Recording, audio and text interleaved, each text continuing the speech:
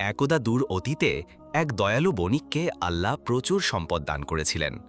তিনি কোনো অভাবী মানুষকে সাহায্য না করে ফিরিয়ে দিতেন না।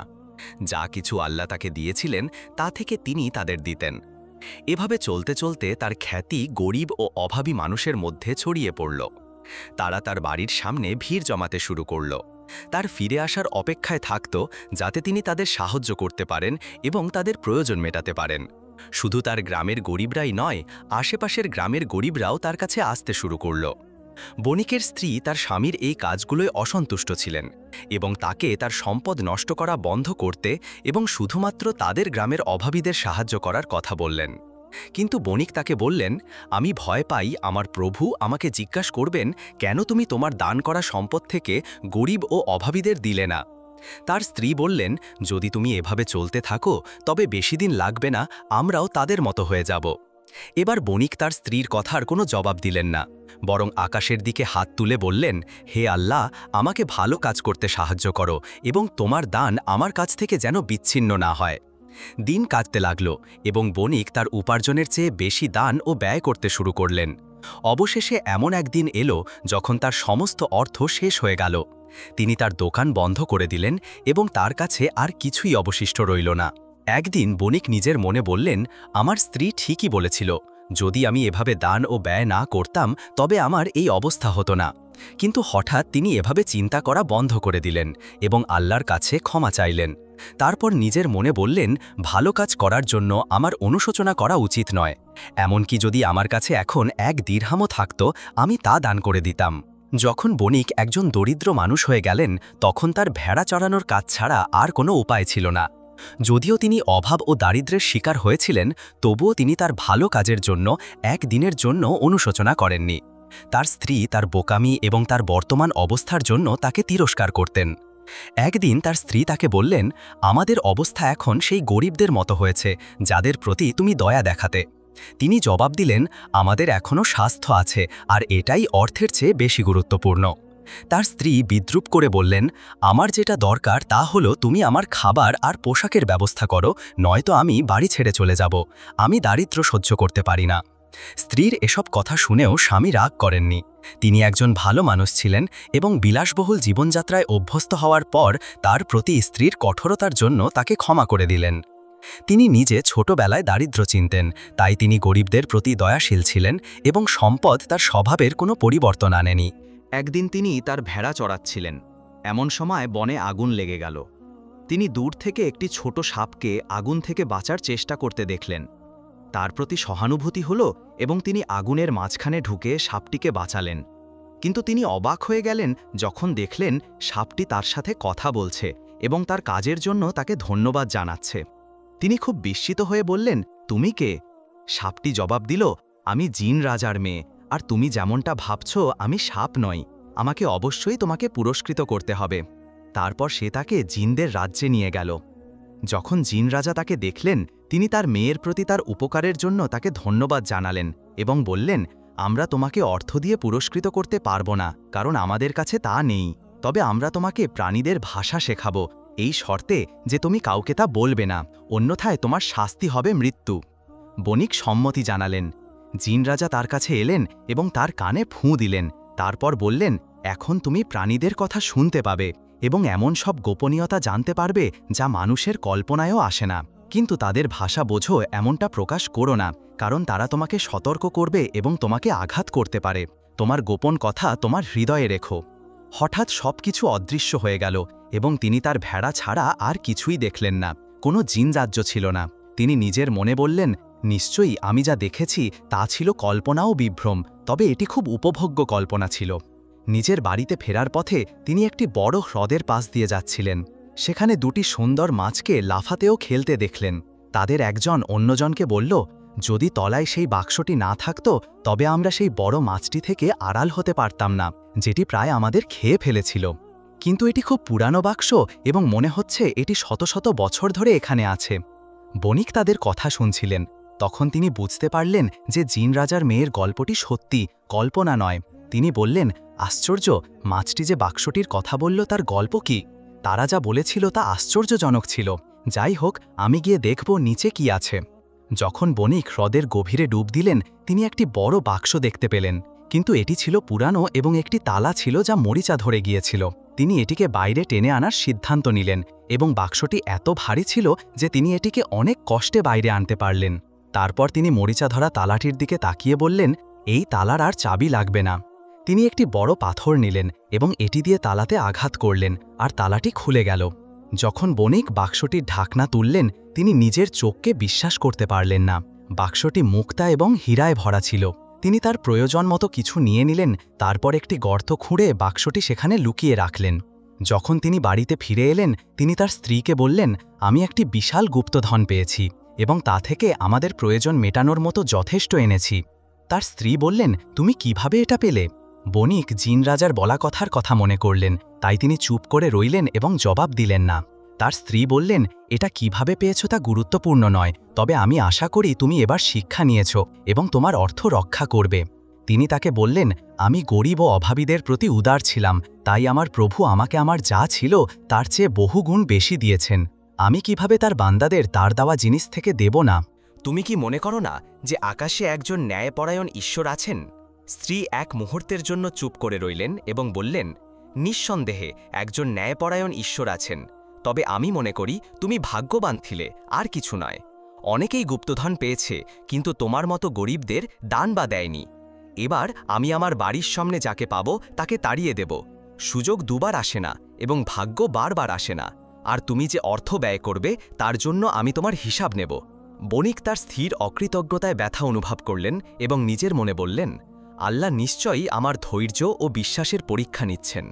গরিবরা তার কাছে এসে তার বাড়ির সামনে ভিড় জমানোর পরিবর্তে তিনি তাদের জন্য একটি আশ্রয়স্থল তৈরির সিদ্ধান্ত নিলেন, যেখানে তারা খেতে পারবে এবং তাদের প্রয়োজনীয় জিনিস পাবে। তিনি নিজের মনে বললেন, হে জিন রাজা, তোমার আশীর্বাদ হোক। প্রাণীদের ভাষা থেকে আমি যা শিখেছি তা সোনা, রূপা এবং অর্থের চেয়ে হাজার গুণ ভালো। সকালে বণিক তার স্ত্রীর অজান্তে বের হলেন এবং গুপ্তধনের জায়গায় গেলেন। তারপর বাক্সটি বের করে সেখান থেকে কিছু নিলেন। এরপর গ্রামে ফিরে গেলেন এবং একটি প্রশস্ত জমি কিনলেন। সেখানে একটি আশ্রয়স্থল নির্মাণ করলেন এবং তাতে ধার্মিক লোকদের নিযুক্ত করলেন। গরিবরা কেবল তাদের প্রয়োজন মেটানোর জন্য আসত না, তাদের অনেকেই আশ্রয়স্থলের সংলগ্ন জমিতে কৃষক হিসাবে কাজ করতে শুরু করল এবং তাদের অবস্থার উন্নতি হল। একদিন বণিক তার স্ত্রীকে নিয়ে তার বাবা মায়ের সাথে দেখা করতে গেলেন। তারা একটি গাধার টানা গাড়িতে যাচ্ছিলেন। একটি গাধা অন্যটিকে বলল, ধীরে চলো, দ্রুত করো না। অন্যটি জিজ্ঞেস করল, কেন এই কষ্ট?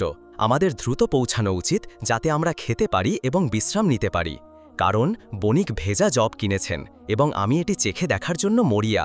অন্য গাধা জবাব দিল, ক্ষুধা তোমার দৃষ্টি অন্ধ করে দিয়েছে। তুমি কি জানো না যে সেই মহিলা তার পেটে একটি শিশু বহন করছে?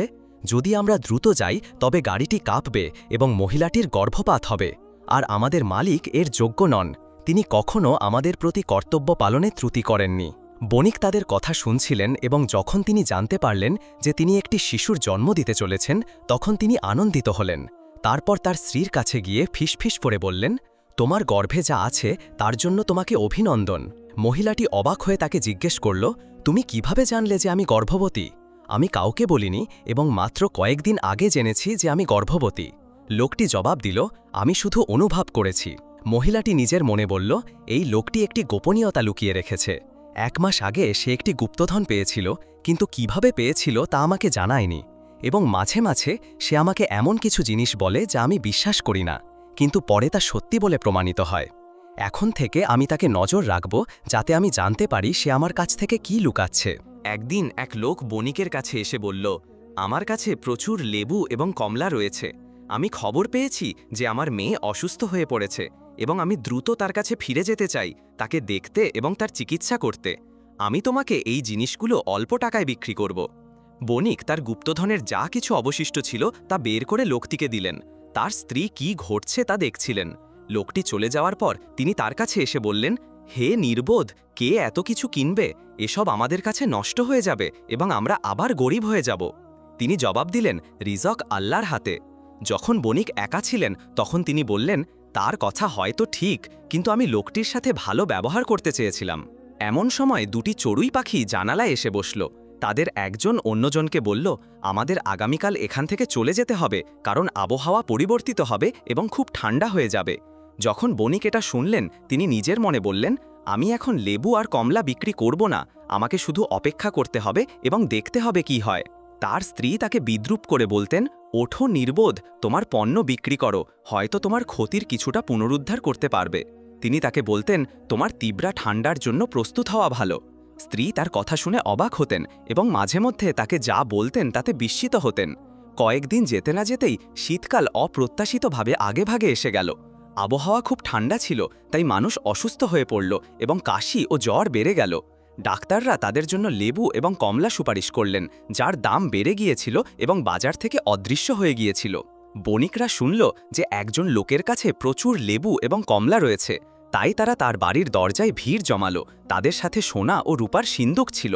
তখন বণিক তার স্ত্রীর দিকে তাকিয়ে বললেন, আল্লাহ মহান, গতকাল আমার বাড়ির দরজায় গরিবরা ভিড় জমিয়েছিল এবং আজ শহরের বন্যমান্য ও ধনীরা ভিড় জমাচ্ছে। তারপর তিনি তাদের মধ্যে তার পণ্য ভাগ করে দিলেন। সন্ধ্যায় তার বাড়ি সোনা ও রূপায় ভরে গিয়েছিল, এমনকি তার স্ত্রীও এর প্রাচুর্য ও বৈচিত্র্য দেখে বিস্মিত হয়েছিলেন। একদিন বণিকের স্ত্রী শুনলেন যে তার স্বামী গরিব ও এতিমদের জন্য একটি আশ্রয়স্থল তৈরি করেছেন, যা তিনি জানতেন না।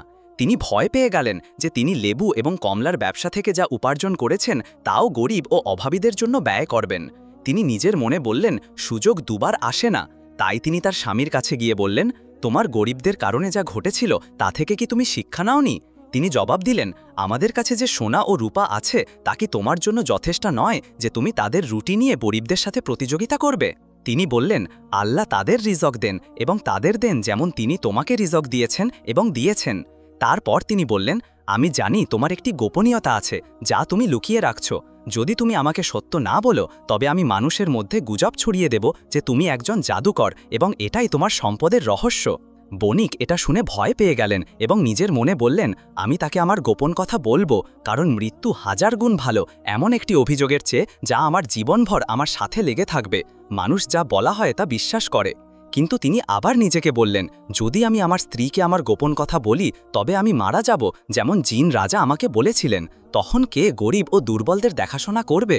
একটু চিন্তা করার পর তিনি তার বাড়ি, সম্পত্তি এবং লেবু ও কমলার ব্যবসা থেকে উপার্জিত সমস্ত সোনা ও রূপা তার স্ত্রীকে ছেড়ে দেওয়ার সিদ্ধান্ত নিলেন, বিনিময়ে যে তিনি তাকে তার গোপন কথা বলবেন।